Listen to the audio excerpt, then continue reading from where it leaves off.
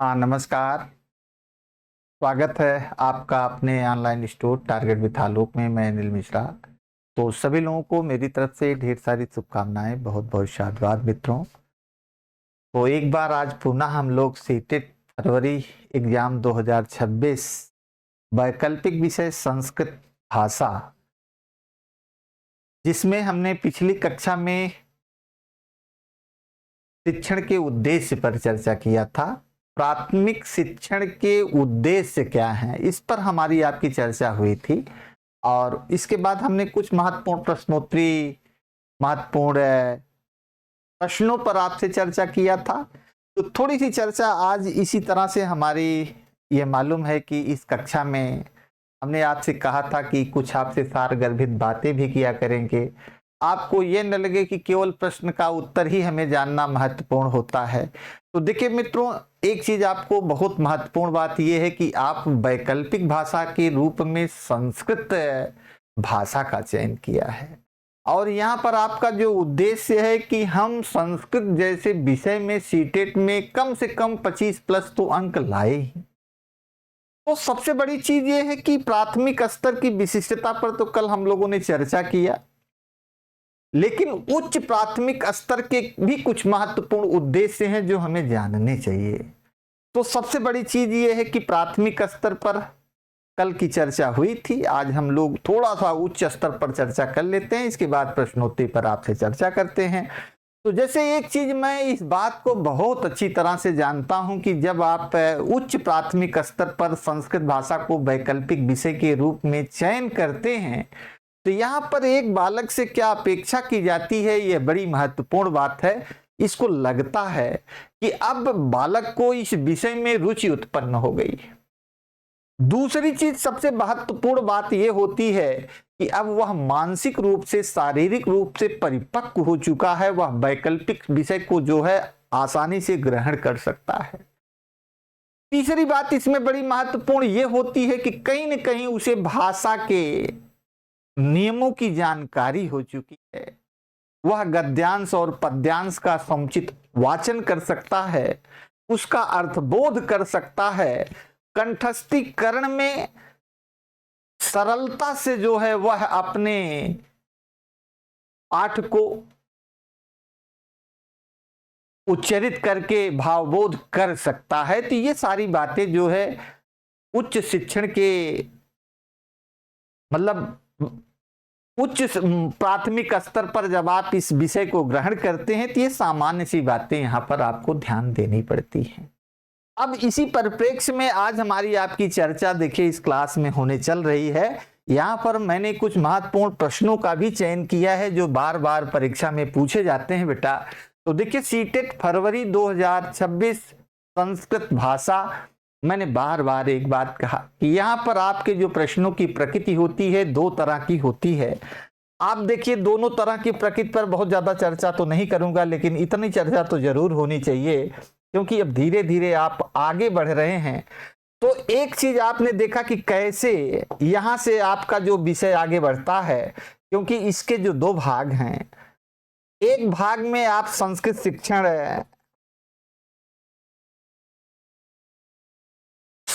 शिक्षण के प्रश्न आपको दिखाई पड़ते हैं बेटा,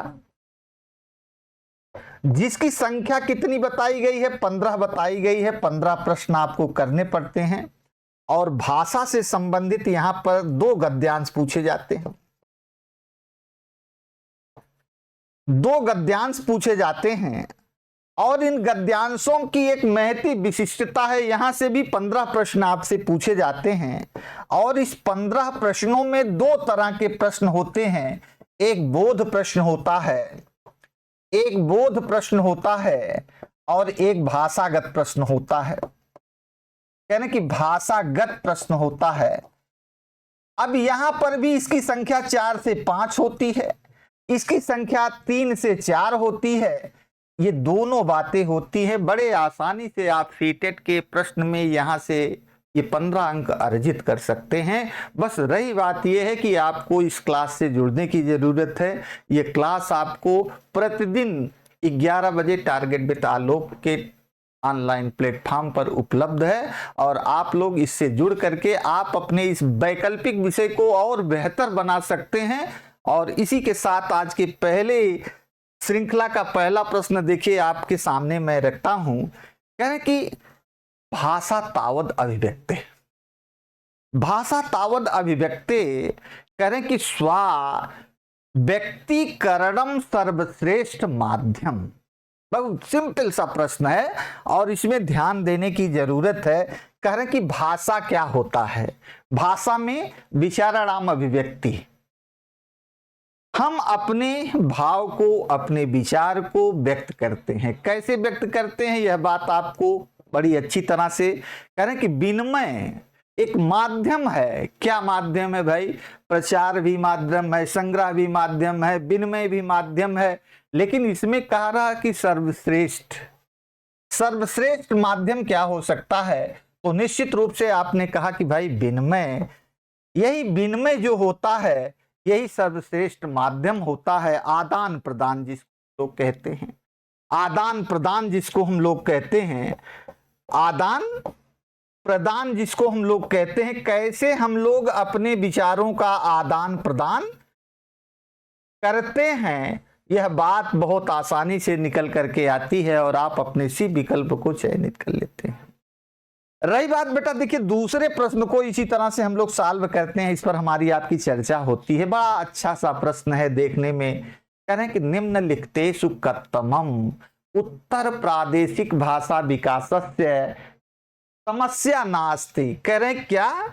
पहली बात प्रादेशिक भाषा की बात आती है, थोड़ी सी चर्चा हमारी आपकी यहाँ पर होनी चाहिए, इसके बाद हम इन प्रश्नों की चर्चा करेंगे। कह रहे हैं कि क्या नहीं होनी चाहिए, यह बात बड़े महत्वपूर्ण ढंग से यदि आपको देखा जाए तो पहले तो इसके उत्तर को जान लेना बहुत जरूरी है। कह रहे हैं कि इसके उत्तर को जान लेने का मतलब क्या होता है, तो कौन सी भाषा होती है? तो कह रहे कि भाई देखिए अस्मिन विषय जना नाम परिचय भावा। कह रहे कि ये विकल्प जो है, कह रहे कि किसी भी विषय में लोगों का परिचय भाव जो है, परिचयात्मक जो परिचय है वह जो है बाधक नहीं हो सकता है। लेकिन एक बात आपको जानने की जरूरत है कि आखिर ये जो प्रादेशिक भाषा है, सबसे पहले संपूर्ण विश्व की बात मैं करता हूं। संपूर्ण विश्व एक परिवार रहा होगा जहां से कोई मूल रहा होगा, भाषा का जो मूल रहा होगा, जहां से भाषा का उद्गम रहा होगा, एक जैसी रही होगी, वहां पर भावों की अभिव्यक्ति एक जैसी रही होगी। अब कैसे यह भाषा, इसका परिवर्तन कैसे हुआ? तो कहीं न कहीं कह रहे हैं कि इस पर जलवायु का प्रभाव, कह रहे कि कितनी महत्वपूर्ण बात है कि कैसे इस पर जो है इसका विभाजन किया गया होगा। कह रहे कि भौगोलिक परिस्थितियां, कह रहे कि भौगोलिक परिस्थितियां, कह रहे कि जो भौगोलिक परिस्थिति है, कह रहे किसी भौगोलिक परिस्थिति के कारण यह भाषा प्रभावित हुई होगी और यह कहीं न कहीं जो है यहीं से इसका विभाजन किया गया होगा। यहां से ये मूल भाषा के साथ साथ जब इसका विभाजन किया गया होगा तो ये मातृभाषा में परिवर्तित हो गई होगी। मूल भाषा एक रही होगी लेकिन इसका विभाजन मातृभाषा में कैसे हुआ? बच्चा जहां जन्म लेता होगा उसके माता पिता से जिस भाषा का वह को ग्रहण करता है वही उसकी मातृभाषा बन जाती है। तो मातृभाषा से कैसे भाषा प्रवाहित हुई होगी? कह रहे हैं कि वह क्षेत्रीय भाषा जिसको कहते हैं या जिसको हमने प्रादेशिक भाषा की चर्चा किया, कह रहे हैं कि प्रादेशिक भाषा तब बनी होगी जब किसी भूभाग पर किसी एक विशिष्ट क्षेत्र में कोई भाषा बोली जाती होगी, तभी वह प्रादेशिक भाषा बनी होगी। जैसे एक सपोज दैट आप बात करिए राजस्थानी भाषा, हमारे यहाँ राजस्थानी भाषा। अब आप देखिए हम भारोपी परिवार की से हमारे देश की जो भी भाषाएं हैं दो भागों में विभाजित हैं।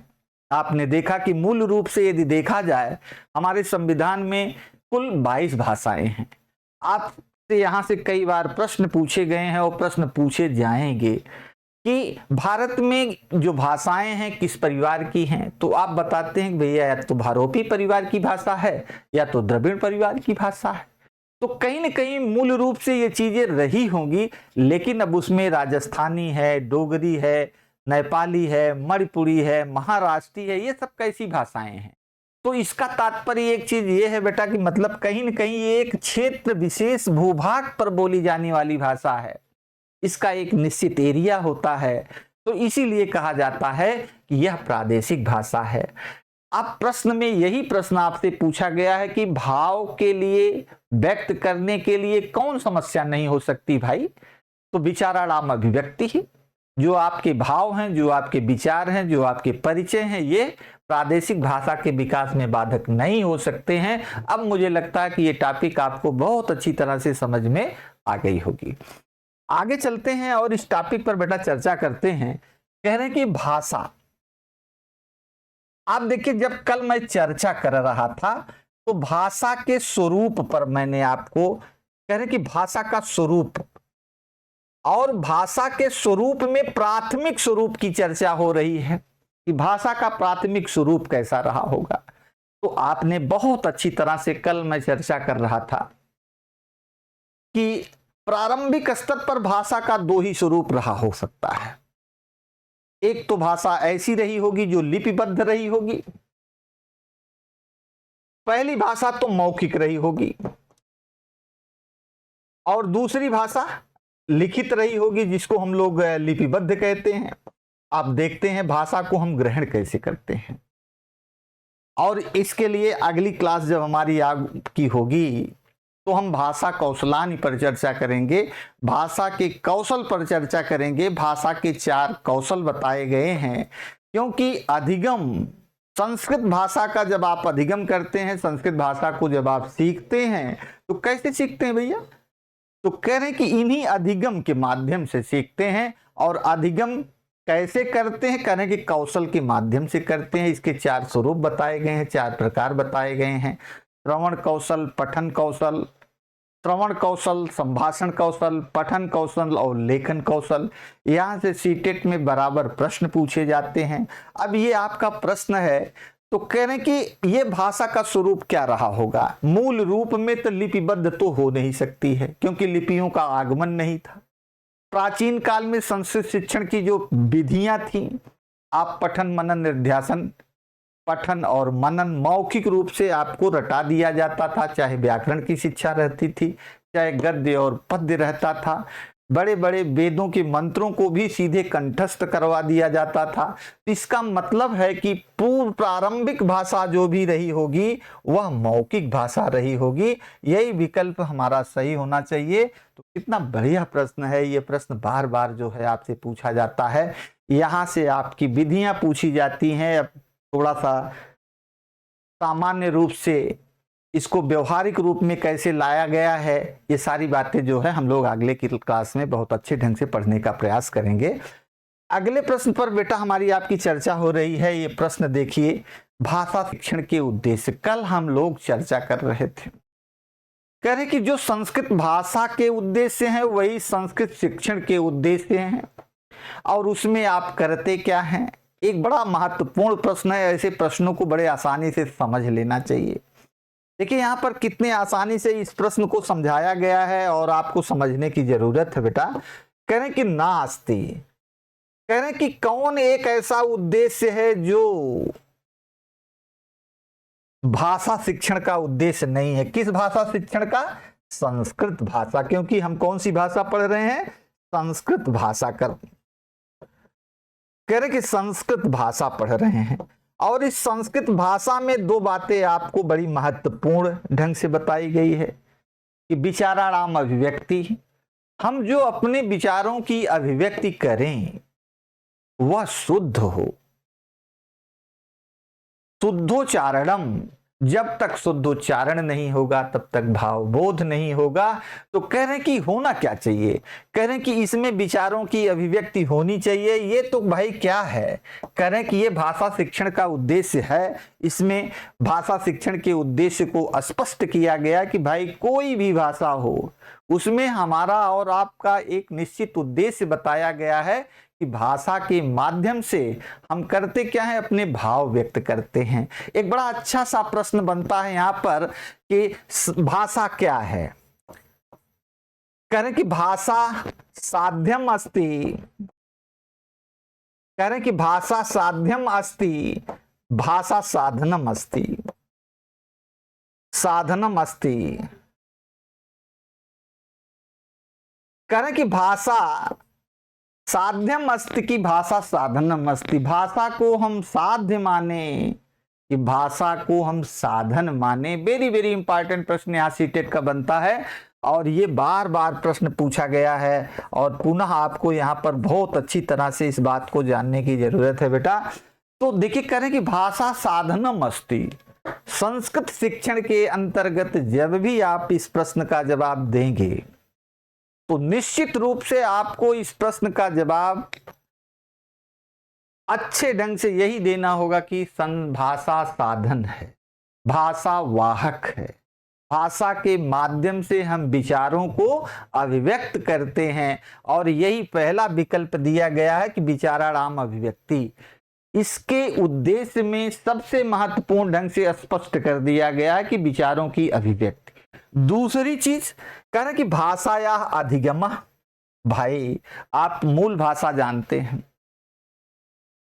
क्योंकि हम पहली बात जो मूल भाषा आपने सीखी है वह है परिवार से सीखी है, माता पिता से सीखी है, हैं? विद्यालय आपकी प्रथम पाठशाला है। और कह रहे हैं कि यदि आपने मूल भाषा जानते हैं तो वैकल्पिक भाषा का अधिगम करना स्वाभाविक रूप से कि भाषा या अधिगम। भाषा का अधिगम, भाषा आप सीखते हैं, कैसे सीखते हैं? मूल भाषा के माध्यम से ही सीखते हैं, क्योंकि आपसे पहले ही बता दिया गया है कि यदि आप मातृभाषा जान रहे हैं तो सबसे पहले आपको करना क्या चाहिए कि मातृभाषा का रूपांतरण संस्कृत भाषा में, संस्कृत भाषा का रूपांतरण मातृभाषा में शिक्षक को करवाना चाहिए। छोटे छोटे पदों से परिचित कराना चाहिए। सुभाषित जो श्लोक हो उसको कंठस्थीकरण की व्यवस्था के माध्यम से बालक को कंठस्थ कराया जाना चाहिए। तो ये सारी बातें आपने, सृजनात्मकता मीन्स नवीनता है, नई नई चीजों को कैसे तकनीक के माध्यम से बालक सीखे। आप देखिए, बड़ी महत्वपूर्ण बात है कि आज संस्कृत शिक्षण में दृश्य श्रव्य साधनों, जिसको आप तकनीक की बात करते हैं, तकनीक के माध्यम से, जो शिक्षण कौशल के माध्यम से भाषा कितनी सरल हो गई है। बच्चा भाषा को कितनी आसानी से सीख ले रहा है। तो कह रहे हैं कि अनुकरण और अभ्यास की बात आप करते हैं कि अनुकरण और अभ्यास के माध्यम से यही सृजनात्मकता है जिसके माध्यम से भाषा को हम आत्मसात कर लेते हैं। तो कह रहे कि क्या नहीं है, तो कह रहे कि लेखन में दक्षता। ये विकल्प जो है आपका गलत है। यहाँ पर यह शिक्षण का उद्देश्य नहीं है कि बालक जो है लेखन में दक्ष हो जाए। यह है संस्कृत भाषा शिक्षण का उद्देश्य नहीं होता है। संस्कृत भाषा शिक्षण का उद्देश्य क्या है? अपने विचारों को व्यक्त करे, शुद्ध उच्चारण करे, शब्द भंडारण में वृद्धि हो। ये सारी बातें यहाँ पर निर्दिष्ट की गई हैं। तो इसलिए आपका विकल्प सी जो है ये एकदम गलत है। अब मुझे लगता है कि अगले प्रश्न पर हमारी आपकी चर्चा होनी चाहिए। और देखिए ये कितना बढ़िया प्रश्न है। कह रहे हैं कि भाषा तावत एतस्य अभिव्यक्ति। बहुत बढ़िया प्रश्न है। उत्तर सीटेट के प्रश्न तो कभी कभी ऐसे भी होते हैं कि केवल आप विचार पूर्वक अपने भाव को देखें तो मुझे नहीं लगता कि आप उत्तर न निकाल पाए। जैसे ये प्रश्न है आपके सामने, देखिए पूछा गया है, कह रहे कि भाषा तावत एतस्य अभिव्यक्ति स्वाभिप्राय प्रगटनाय उत्तम माध्यम क्या? भाषा को व्यक्त करने का मीन्स अपना सबसे उत्तम माध्यम क्या हो सकता है? तो भाई आदान प्रदान। अभी इसी पिछले प्रश्न पर हमारी आपकी चर्चा हुई है कि भाई माध्यम क्या होना चाहिए? विचार, भाषा का जो विचार विनिमय है, आदान प्रदान की जो व्यवस्था है, जो भाव है, वही जो है सबसे उत्तम माध्यम होना चाहिए। तो इसलिए आपका उत्तर तो अपने आप यहाँ पर स्पष्ट निर्दिष्ट है और आप इस प्रश्न को देख करके आप अपने उत्तर को चयनित कर सकते हैं। अगले प्रश्न पर देखो बेटा, जो है अगला प्रश्न कितना महत्वपूर्ण है। और ये एक बड़ा महत्वपूर्ण प्रश्न है। यहां से कॉन्सेप्ट बनते हैं और कॉन्सेप्ट में जैसे मान लीजिए यही प्रश्न पर अभी हमारी आपकी चर्चा हो रही थी और आपने देखा कि भारत की बात की जा रही है और भारत की बात की जा रही है कति परिवाराः सन्ति, कह रहे कि भारत में बोली जाने वाली कुल कितनी भाषाएं हैं। भाषा परिवार की बात की जा रही है। तो देखिए भाषा परिवार की बात की जाती है तो चत्वारः भाषा परिवारः, चत्वारः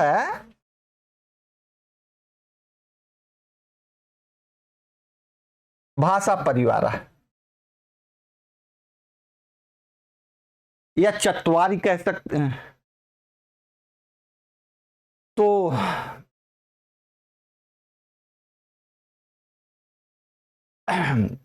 अब आप देखिए कह रहे कि यही विकल्प हमारा सही होना चाहिए, यहां पर दिया गया है जो यही विकल्प सही होना चाहिए। एक बात देखिए कह रहे कि वो कौन कौन से परिवार हो सकते हैं भाई, कह रहे कि भारोपी परिवार,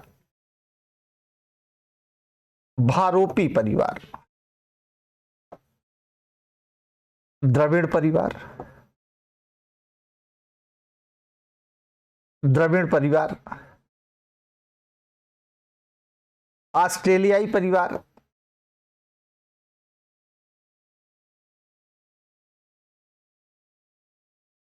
ऑस्ट्रेलियाई परिवार, इंडो बर्मी परिवार,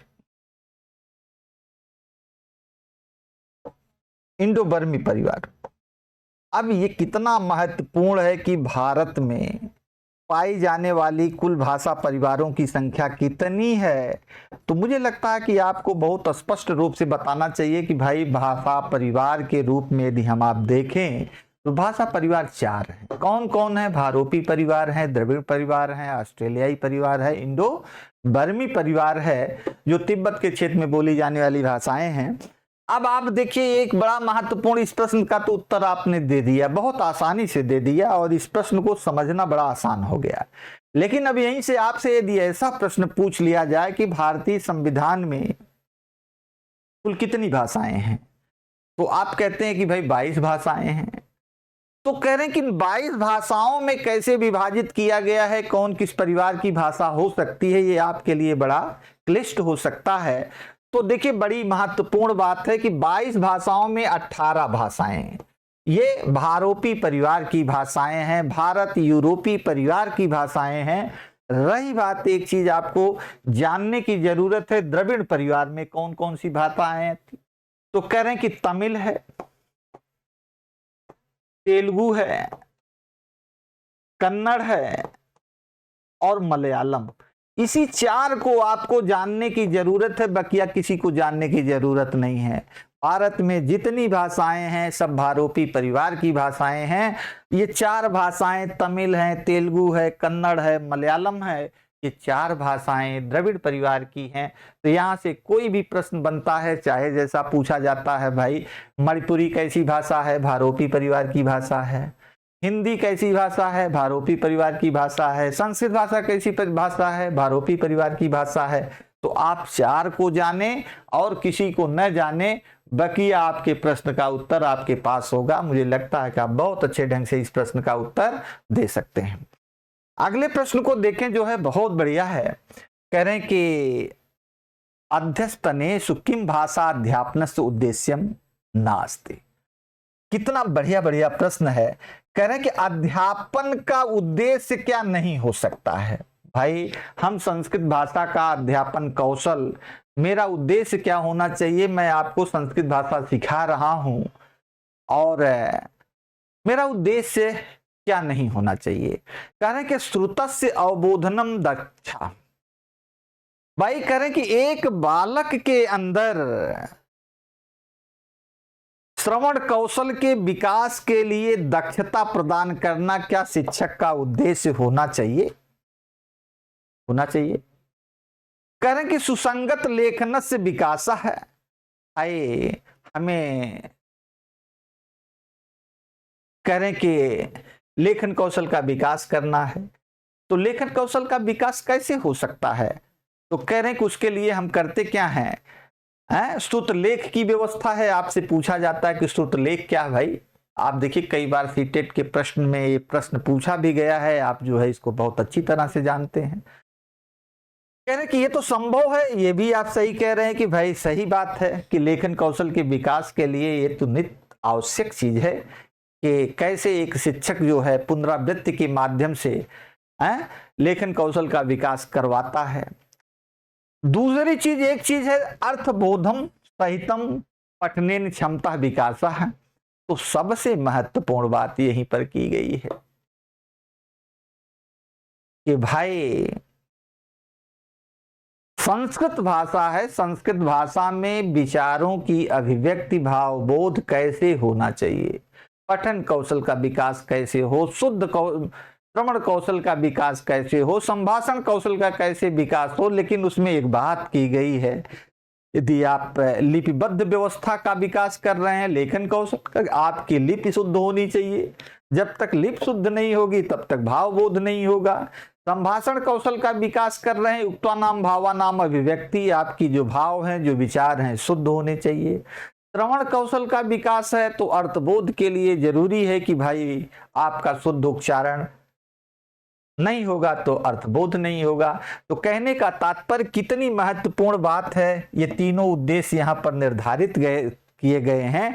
कह रहे कि आयास पूर्वम स्वतंत्र रूप से विचारों की अभिव्यक्ति यह नहीं हो सकती है। भाई विचारों की अभिव्यक्ति स्वतंत्र रूप से नहीं होनी चाहिए। विचारों की अभिव्यक्ति भावबोध कैसे होना चाहिए, शुद्धोच्चारण पूर्वक, क्योंकि वो छंदबद्ध रचना है, गद्यांश है, पद्यांश है, उसकी पढ़ने की विधा है, उसमें यति है, विराम है, आरोह और अवरोह की व्यवस्था है। तो इस तरह से भाषा के भाव को आपको व्यक्त करना है तो निश्चित रूप से ये आपका विकल्प गलत होना चाहिए। अगले प्रश्न पर इसी तरह से हमारी आपकी चर्चा होनी चाहिए बेटा। कह रहे हैं कि भाषायाम दक्षता,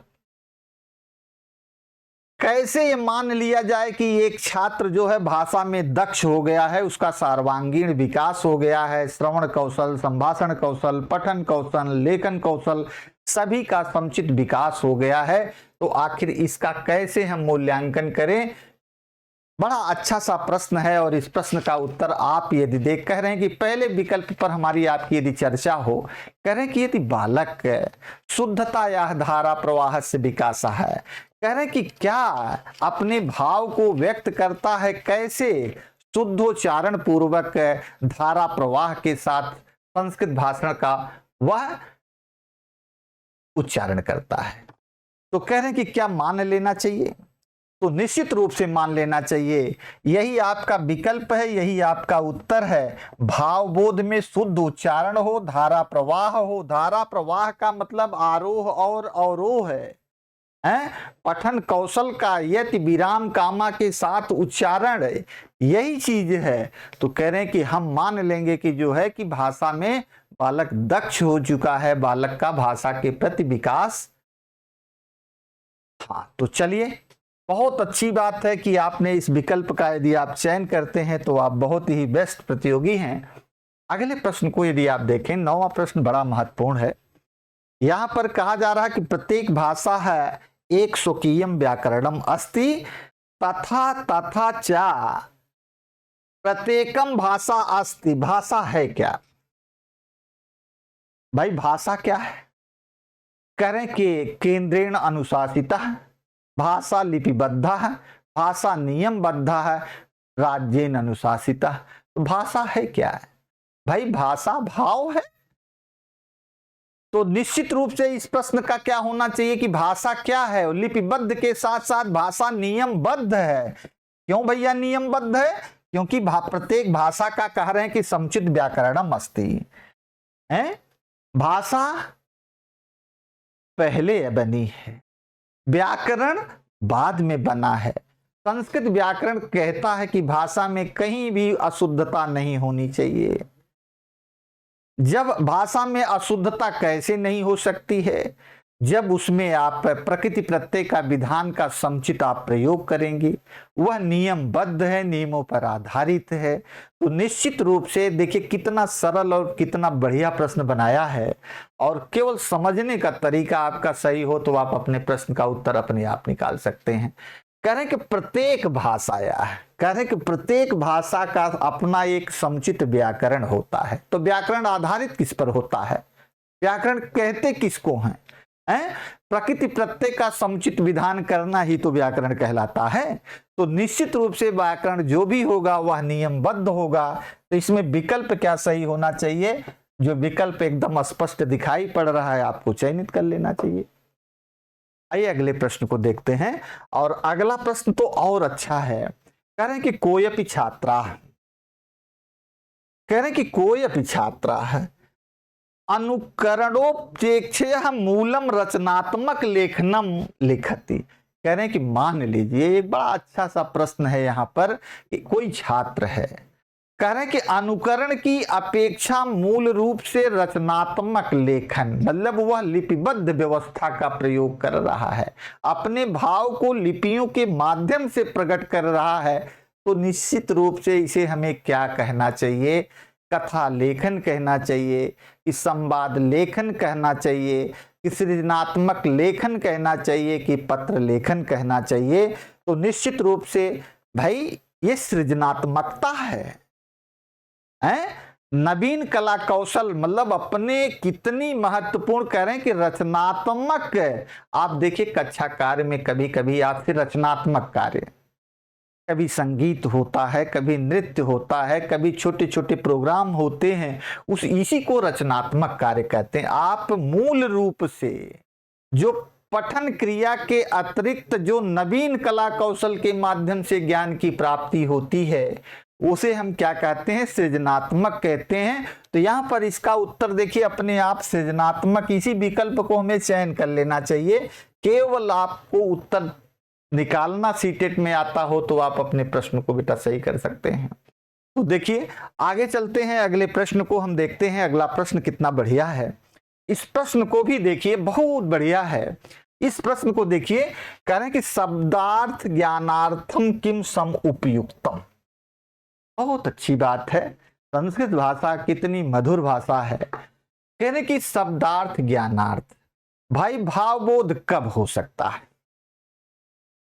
तो कह रहे कि एक देखिए सिंपल सी बात है कि विविध संदर्भेषु शब्दः प्रयोगः। आप संस्कृत व्याकरण पढ़ते हैं, संस्कृत व्याकरण में एक व्यवस्था क्रम है। क्या व्यवस्था क्रम है? आप वर्ण की बात करते हैं, आप शब्द की बात करते हैं, आप पद की बात करते हैं, आप वाक्य की बात करते हैं। आप देखिए कैसे व्यवस्था क्रम है, यही बात आपको समझाई जा रही है। कह रहे कि विविध संदर्भेषु शब्दानाम प्रयोग है, यह जब तक नहीं होगा भावबोध नहीं होगा, क्योंकि संस्कृत व्याकरण में पद की बात होती है। जब तक आप पद का प्रयोग नहीं करेंगे तब तक अर्थबोध नहीं हो सकता है। इसका मतलब है कि हमारे इस प्रश्न का उत्तर कहां पर दिखाई दे रहा है? विकल्प डी में दिखाई पड़ रहा है। बहुत बढ़िया प्रश्न है और ये प्रश्न पुनः आपसे पूछा जा सकता है। आगे देखिए, बहुत बढ़िया प्रश्न है आपके सामने। कह रहे हैं कि अभिप्रेरक लेखनम निम्नलिखितेषु कुत्र अंतर्निहितम अस्ति। कह रहे हैं कि एक ऐसा विकल्प दिया गया है जिसमें आपको लेखन कौशल के विकास को प्रकट किया गया है, कि यहां पर लेखन कौशल का एक उत्तम उदाहरण जो दिखाई पड़ रहा है, कहां पर आपको किस विकल्प में निर्दिष्ट है उसी को आपको बताने की जरूरत है। अब आप देखिए बेटिया, कह रहे कि कार्य मूल्यांकनम संपादकम प्रति पत्राणि चरित आत्मचरितम विश्वकोशः लेखः रेखा गणित चित्राणि समाचारः प्रतिवेदनानि पाठ्यपुस्तकानि। अब आप सीधे से देखिए, कार्य मूल्यांकन ये विकल्प सबसे भिन्न दिखाई पड़ रहा। कार्य का मूल्यांकन संपादकम प्रति पत्राणि, जो पत्र संपादित किया गया है, जो भाई संपादन किया गया, तो निश्चित है कि यहाँ पर लेखन कौशल का विकास होना चाहिए। तो निश्चित रूप से आप देखिए इस प्रश्न को कितने मार्मिक ढंग से आपने सही किया है कि ये आपका विकल्प ए सही होना चाहिए। एकदम स्पष्ट उत्तर है कि यही हमारे प्रश्न का उत्तर यहाँ पर इंगित कर रहा है। अगला प्रश्न बेटा देखिए बड़ा महत्वपूर्ण है। कह रहे हैं कि पाठ्य वस्तु निहित विभिन्न शब्दा नाम सहायेन नूतना नाम अपरिचित शब्दा नाम ज्ञान अर्थम केन कौशलन संबद्धा। इस पर हम एक और बड़ी बात करेंगे। लेखन कौशल की क्लास हम कल अगली क्लास जब लाएंगे तो इस पर बहुत अच्छे ढंग से लाएंगे पूरा एकदम। इसको देखिए, कह रहे हैं कि विभिन्न शब्दा नाम सहायन, शब्दों के माध्यम से अपरिचिता नाम शब्दा नाम अर्थ ज्ञानम प्रक्रिया। भाई शब्दों के माध्यम से आप अपरिचित शब्दों के अर्थ की ज्ञान की प्राप्ति किस कौशल से हो सकती है? तो ये तो निश्चित रूप से आपसे कहा जा रहा है कि निश्चित रूप से इसमें पठन कौशल की बात की जा रही है कि आप पढ़ करके भावबोध कर रहे हैं, तो निश्चित रूप से तभी हो सकता है जब पठन कौशल का विकास हो सकता है। तो आपका विकल्प कितना बढ़िया उत्तर है कि इसको आप कितनी आसानी से इस प्रश्न का उत्तर निकाल सकते हैं। अगला प्रश्न देखिए बेटा, कह रहे हैं कि वाचन संदर्भ संचय कौशलेन की बात की जा रही है, टिप्पणी निर्माणम। इसमें होता क्या है कि एक शिक्षक यह जानने का प्रयास करता है कि भाषा को सीखने में छात्र में कहां कहां समस्याएं हैं, किस कारण से वह भाषा अधिगम नहीं कर रहा है, इसको जानने का वह प्रयास करता है। तो निश्चित रूप से टिप्पणी निर्माण एक महती विशिष्टता है शिक्षण कौशल के विकास में। तो आप देखिए, आज की श्रृंखला का अंतिम प्रश्न है जो बड़ा महत्वपूर्ण प्रश्न है, और मुझे लगता है कि ये आज 14 प्रश्न आपके जो बोर्ड पर दिखाई पड़े। और इसी क्रम से यदि आप इस क्लास से जुड़ते हैं तो निश्चित रूप से इस बार सीटेट की परीक्षा में आप बहुत बेहतर कर सकते हैं। और मेरा विश्वास है कि जो भी इस क्लास से इसके पहले की श्रृंखला में जो हम लोगों ने आगे चलाया है, संस्कृत विषय से जो भी लोग जुड़े, मुझे लगता है कि संस्कृत जैसे विषय में उनको कहीं समस्या नहीं आई। तो फिर हमारी अगली क्लास इसी तरह से आपको आगे अनवरत मिलती रहेगी। तो यह क्लास से एक बार मैं पुनः आपको बताना चाहता हूं कि टारगेट विथ आलोक के ऑनलाइन प्लेटफॉर्म पर प्रतिदिन 11 बजे यह संचालित हो रही है। आप ज़्यादा से ज़्यादा जुड़ करके इस क्लास को बेहतर बना सकते हैं और अपने करियर में संस्कृत भाषा के वैकल्पिक विषय में आपको जो भी समस्याएं हैं, मुझे लगता है कि वह दूर हो सकती है। बहुत बहुत धन्यवाद।